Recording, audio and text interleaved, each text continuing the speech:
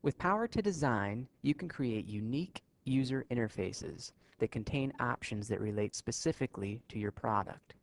In this case, we'll generate a bike and we can input different values such as rider's gender, rider's inseam size, which will dictate the height, the purpose of the bike, and finally the color. Once all the options are set, we go ahead and hit OK, and it's going to ask us where we want to store all the design data. I'll create a new folder, and we'll call it Bike, and save it. At this point, Power to Design goes to work, bringing in all the associated part files, making sure they're sized up according to the inputs we specified, and then finally it will generatively put the assembly together. This eliminates the need to create a complex master model that contains all the elements that you may need for your design. With Power to Design, we only use the parts that are required. So here you can see we bring in the seat, the subassembly of the pedals, and position them up accordingly, the handlebars, and then finally our wheels. In the master model approach to things, you would be required to put all of the components you may need in the assembly and then turn off what you don't want to show.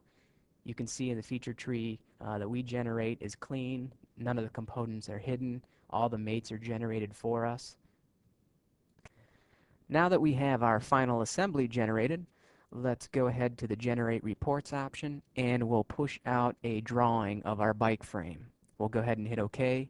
You'll see it'll bring in the drawing. It'll update the views accordingly. In this case, the cut list is all current and up to date as well. So let's take a look at our knowledge environment where we set up all of these unique automation rules. It exists over here in the task pane. And the way it works is we just start to define out the project structure of our design. In this case, I'm dragging and dropping shapes to define an assembly.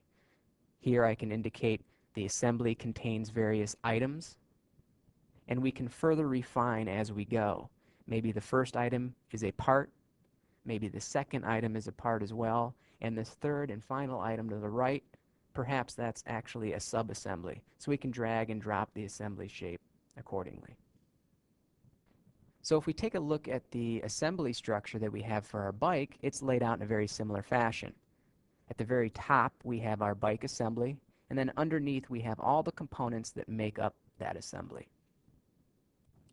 The interface where we set up all of the inputs to control our design is set up the same way. Every brown box you see here corresponds to a different line item in the input dialog, and we can attach rules and behaviors in there as well. For each component in our design, we define what the concept of that component can be. In this case, the frame can be two different style frames, a men's frame and a women's frame, and this is information we capture from SOLIDWORKS.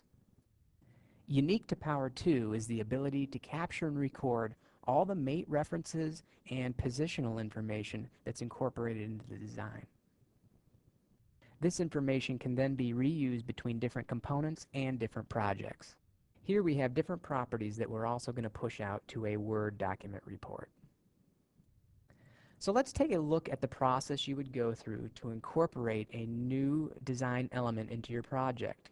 Here we have two options for what our current tire concept can be, road tire and off-road. So let's open up that new design element, that new SOLIDWORKS file. And this file is actually going to represent our BMX style wheel that we're going to incorporate into our design.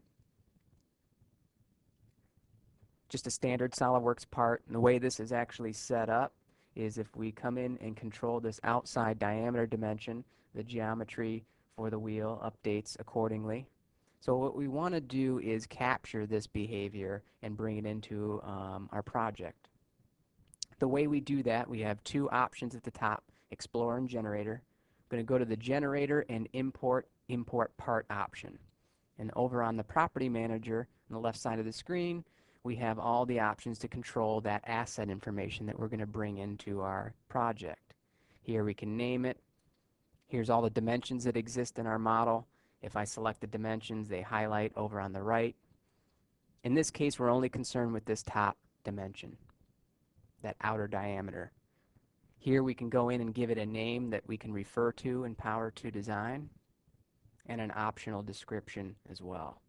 And we'll just call that OD of tire. After the information that we want to capture is complete, we'll open up the knowledge editor and import that asset into our current project. All of the different assets that we are currently using are listed over here on the left, and then we just simply drag and drop the new asset file in. We'll just drag a link to connect in our new tire to our tire concept, and then we can control copy an existing rule from our previous tire. And here I'll just modify it, so anytime the purpose changes to a BMX bike, this new wheel will be used. On the interface, we'll add the new option for BMX bike, and that's it. We'll just deploy our new project, specify a new set of inputs. This time we'll make a female bike. We'll change the inseam size to 28. Here we can see our new BMX bike option. We'll select that and then finally choose a different color. On this second tab, we can put information such as the customer name. Once our inputs are set, we'll go ahead and hit OK. We'll create a new folder to save our design called BMX, and then we'll let Power 2 Design generate the assembly for us. When we incorporated the new tire design into our project, we did not need to concern ourselves with the mate or positional information in the assembly. We already defined that for the concept of every tire. This flexibility makes it very easy and intuitive to go back into the project and make any adjustments needed. Now that all of the components have been sized up accordingly, the final assembly gets put together. There is the new tire design element that's incorporated, and our assembly is complete. Let's go ahead and generate our final order sheet Word document. We'll select it from the list and hit OK.